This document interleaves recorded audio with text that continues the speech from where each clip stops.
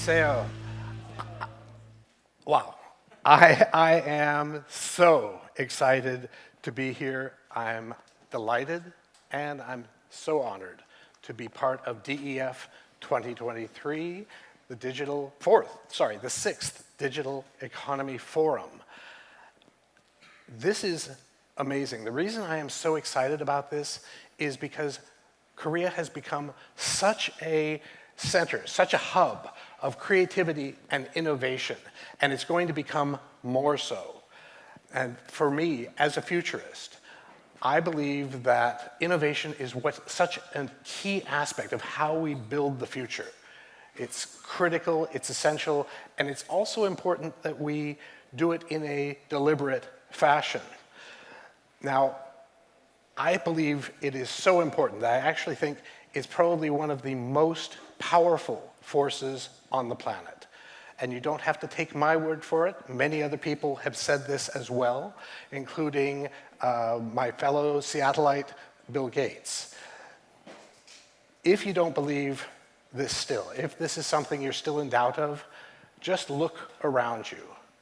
Literally everything that you can hear or see right now is the result of innovation.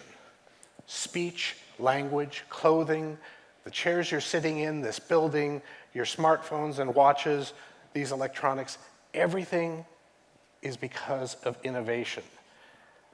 It's so powerful that in the course of only a few tens of thousands of years, we went from living in caves to being a global spanning society.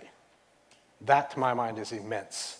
So today, I'd like to kick off today's forum with a little chat around innovating innovation.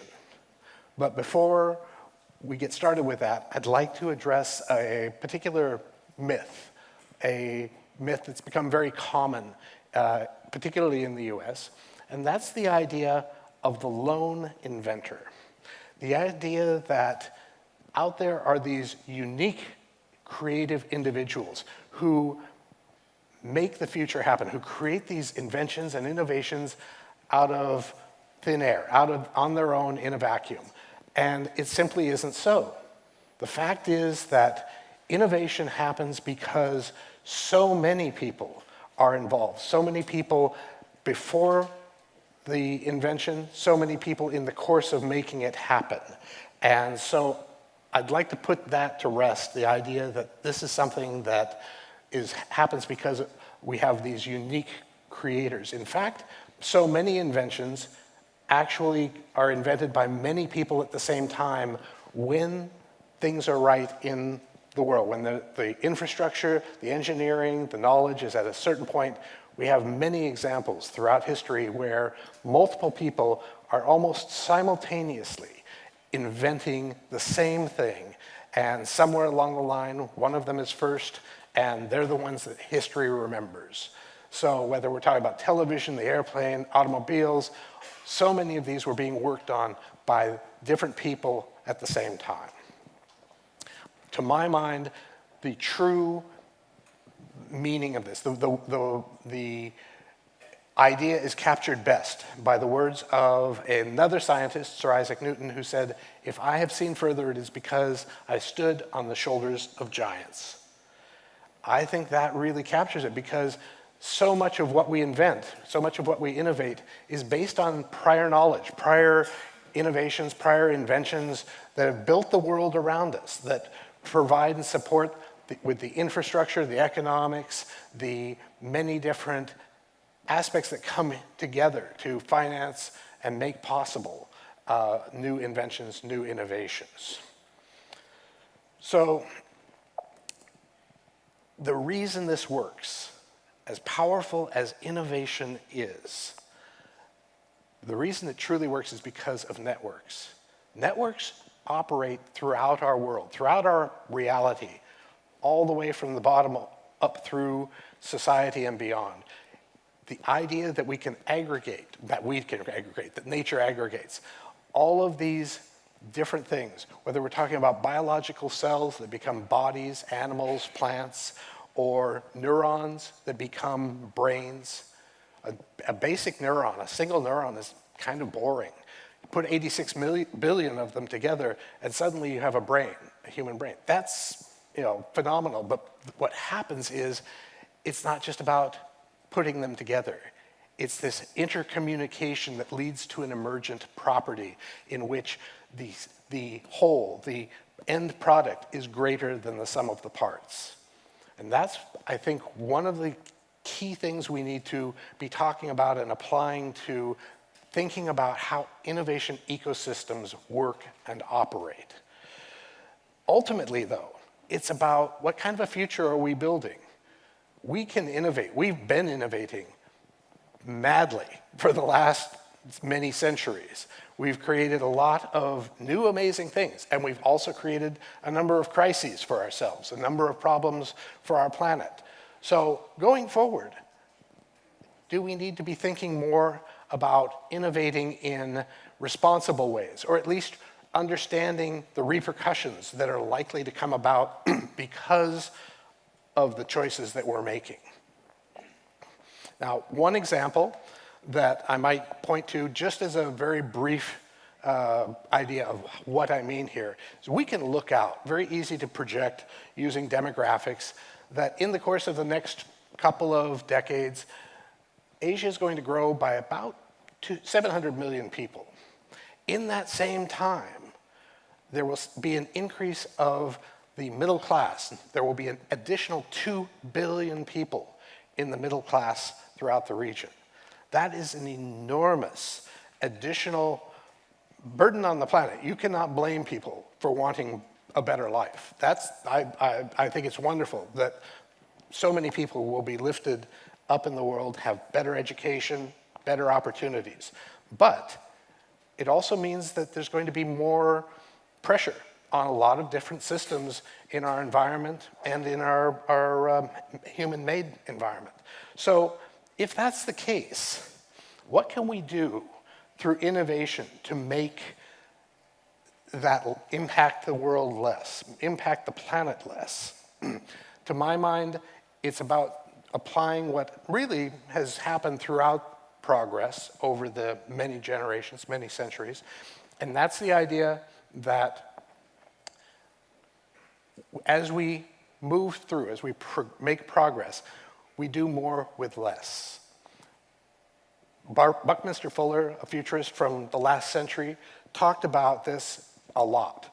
The idea that as you move ahead into the future, you can discover ways to make materials go further, to make energy go further. We see this in the form of Moore's Law. It's definitely an aspect we have to think about, but to my mind, we have to be ultimately thinking about how are we going to impact the planet in the course of this. It's not just about innovating blindly, it's about innovating responsibly. So ultimately, what kind of an ecosystem do we want to build? How do we imagine the innovation ecosystem of tomorrow? Now, if we think about what we look to as a model, as a goal, I talked to a lot of people, different parts of the world, and one of the things that comes up frequently is we want to be the next Silicon Valley, or we are the next Silicon Valley. My advice to everyone is don't be Silicon Valley. Silicon Valley was a particular situation that happened in a particular place and time. It doesn't exist anymore. That period was the result of a very, very particular confluence of events, technologies, funding, just a lot of things came together just so in a particular place. At this time, I would doubt that you could create Silicon Valley of that day in Silicon Valley. It's just a very, very different time. In futures and foresight work, we have a term called the used future. This is the idea that you can take something that worked over here, and because it worked over here, strategists, leaders, even some futurists will say, we can just put it over in this country, this culture, this place, and it will work. and it doesn't, because there are too many different factors, whether they're cultural, infrastructure, economic, it does not translate so well. So the idea that we can do this is really going down the wrong path. As we look to how we can create the innovative ecosystems of the future, to my mind, we can't specify exactly what it's going to be in each place. Everybody has to figure that out, and certainly you're all on the path of doing that right now. It's an ongoing, progressive process, and it never stops. It's something that we are always needing to change, needing to adapt. So, to my mind, it's a matter of we have a number of things that are in common across different regions, and they have to ultimately come together and work cohesively. As I was saying with networks, the idea that there's open communication is, I think, really important. That was one of the things that really made that early Silicon Valley work, was there was a lot of early communication and openness around a lot of the different companies and a lot of the different researchers. But when we build out our ecosystem, we have to have all of the players working together in a coordinated fashion. The research institutes, the universities, the education systems, the funding, whether it's DeFi and new forms of crowdfunding, or if it's some other new aspects and uses of blockchain. There's so many different ways that we might do this. Having support and understanding from the public sector, and certainly having proper coordination within government and regulators and so forth. Ultimately, all of this is going to be driven by and built by a lot of the tools that we have. And one of the tools that is most prevalent and everyone is talking about the most right now is generative AI. Generative AI and other forms of AI. Generative AI is fantastic. It's doing some really amazing things. It's also a little early for its application for certain kinds of uses. So we have to try and understand and probably create new metrics to be able to gauge how appropriate is a particular technology, particularly some of the quickly advancing AIs, for its use in something that is more or less critical. So that's something we have to look ahead to. But as we look at AI, there are many, it's been around for a long time, much longer than a lot of people give it credit for. When I talk to people, they think they heard about ChatGPT last week and they think it's something brand new. AI has been around for 70, 80 years, and there's a lot of advancement that has already gone on. There's a lot to still come. So the next wave of AI is considered to be, it's being worked on in varying stages at this point. It's considered to be efforts to replicate, or rather emulate, human abstract reasoning. So the ability to have what's called zero-shot learning, to be able to infer based on prior knowledge, to be able to have contextual understanding and causal exploration.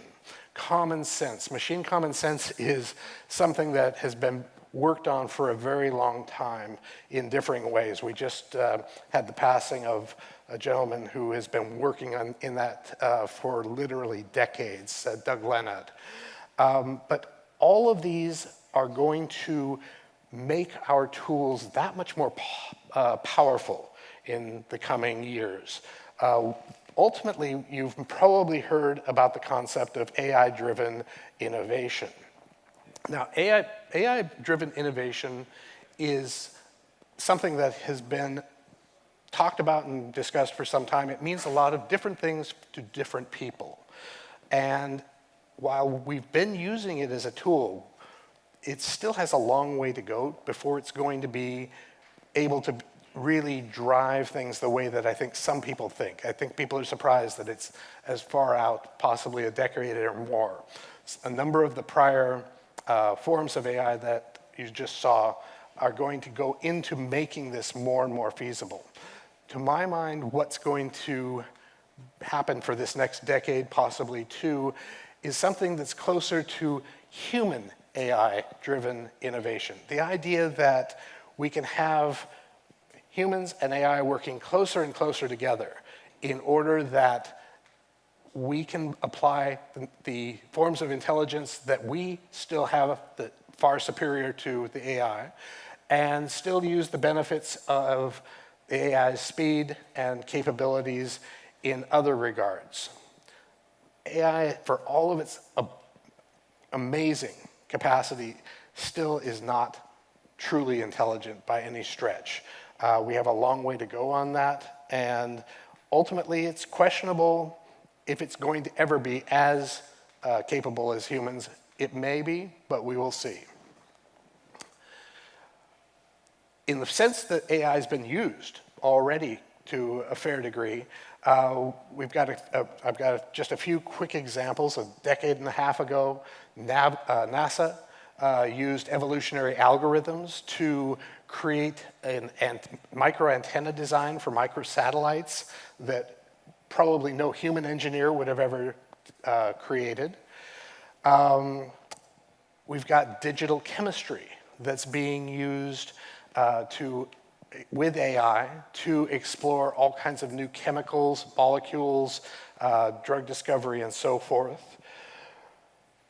Generative AI, GANs, they're referred to, GAN, are the idea of having two computers that play back and forth against each other to achieve a particular form of optimization. And they can be used for all kinds of things, but here we have an example where some developers decided, oh, let's have it explore the design space for chairs. Literally, it generated thousands of chair designs. Some of them are useful, some of them totally unsittable, but as a tool for a designer to explore a particular space, to jumpstart the creative process, very useful. But you couldn't then turn that over to the AI to say, okay, which one should I choose? I think there still needs to be a human in the loop in these types of decision processes. And then, of course, in more recent years, the last couple of years, we have things like AI image generators, where things like Midjourney and DALL-E are being used to explore, can be used, to explore design space, to prototype, to generate new ideas, and so forth. Beyond AI, we have lots of other emerging technologies that are already well underway, already maturing. We saw some of them advance considerably during the period of COVID, during the pandemic. Drone technology, robotics, telehealth, and so forth. These are all tools that we can use in the course of our innovation, but they're also technologies that will almost certainly be used in the innovations themselves for creating, whether it's new inventions, creating new forms of business models, and so forth. They provide several opportunities. But this is today, this is right now. We have to remember that by the time we've got things developed, we're going to be in the future. So what are the technologies that are likely to be prevalent and becoming mature enough that we can use them in our new innovations, our new companies and startups? And which ones will possibly even make obsolete the project we've been working on? We're going to have quantum computing probably in a not very long period. Things like nuclear fusion should be around before too long. We're making good headway in those areas. Different aspects of applying drone technologies, new robotics, agri-tech. It'll be interesting to see what we do with something like space-based power and so forth. All of these are tools that can potentially be used both in the course of innovation, but also as we create the new innovations themselves. All of this invariably makes me think of a document that was created by Stuart Brand about almost 25 years ago. And this was an idea that, again, he did not create it on his own. He created it after many discussions with many different people. So as brilliant as it is, it's not the work of one person. And this is the idea of what he called pace layers, that different aspects of our world operate at different speeds, and they do so both out of their nature, but also for certain benefits. So the upper areas move the fastest, the commerce, the fashion, the technology, and so forth. And they bring about change, they allow for innovation, they allow us to experiment in our world. The lower layers provide stability. They move slower. They essentially make things more resilient. Now, this is a great conceptualization of what occurs. But in my mind, what also happens is that as technology advances more and more quickly, it can get out of sync with some of these other layers. Governance is one that definitely comes to mind when we talk about things like regulation and so forth, because the regulatory process very often is playing catch up, is running far behind as technologies become available, trying to understand what their possible consequences are, what the vulnerabilities are, and it means that sometimes regulators come in too late, and then when they finally do come in, they overreach. They create too big of a set of regulations. So how can we address this? Well, one of the things that's becoming more prevalent throughout the world is the use and application of what's called anticipatory governance. This is becoming more and more popular in a lot of different places, and it's the idea of applying certain futures methodologies to different parts of government, different parts of the legislative process and so forth, so that I think as things change, we can be more responsive, more reactive, be more prepared for dealing with whether it's a crisis, whether it's a new technology, and so forth. One branch of this, one part of this that I think is extremely important, I've talked about it for decades, is technology assessment.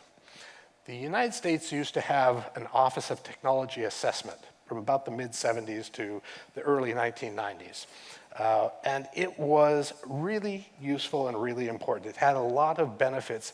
It's the idea that in order to properly anticipate what some of the ramifications are and to be able to help legislators understand new, very complex topics, that you might have an office that actually is dedicated to taking in this information and distilling it, compressing it to reports and so forth to make it possible for people to be able to take in new information very rapidly. We're actually doing this these days a little bit with things like ChatGPT, compressing information and learning things. Problem there is we're still fighting the problem that some of that information isn't necessarily accurate, but of course we're working through that.